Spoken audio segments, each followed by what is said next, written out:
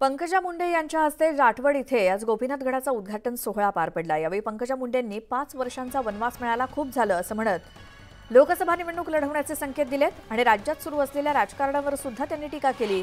कोणी कोड घालून सध्या मिरवतोय, पण कोड घातलेली व्यक्ती नेता होऊ शकत नसल्याचं त्यांनी म्हटलं।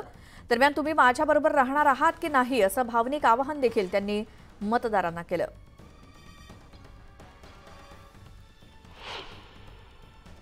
मुंडे साहेब म्हणायचे तो शब्द मीही तुम्हाला दिलाय, तर तुम्ही माझ्यावर राहणार आहेत का नाही?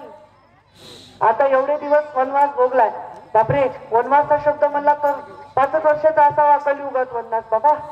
त्या जुन्या काळात होतं 14 वर्ष, आम्हाला 5 वर्षात खूप झालं का? अजून पाहिजे तुम्हाला? पाहिजे का? मग आहेत ना माझ्या बरोबर? किती शहाणे आणि किती मायाळू आहेत बघा। गोपीनाथगड नाव देत नव्हते, कारण गोपीनाथगड तर ताईच आहे मिळाले। मी काही माझा काही गड आहे का? मी आपल्या राधाताई सानप तर का आमचा गड थोडीच आहे? मी काय महंत आहे का मठाधिपती आहे? मी नाही, मी त्या गडाची मालक नाही, त्या गडाचे मालक तुम्ही आहे। मग ना गोपीनाथगड गावागावात ताकदवर लोक आता आपल्या बरोबर आहेत, ज्यांची समाजामध्ये पत आहे, ज्यांची ताकद आहे, म्हणजे जीवापाड लोकांचं काम करतात। अरे असे लोकच पाहिजे राजकारणात ना।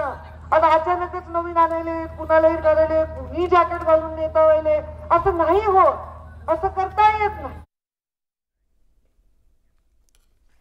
तर पंकजाताई आमच्या नेत्या आहेत आणि त्या केंद्रीय पार्लमेंटरी बोर्ड योग्य निर्णय करेल अशी प्रतिक्रिया भाजपचे प्रदेशाध्यक्ष बावनकुळे यांनी दिली। ऐकूयात।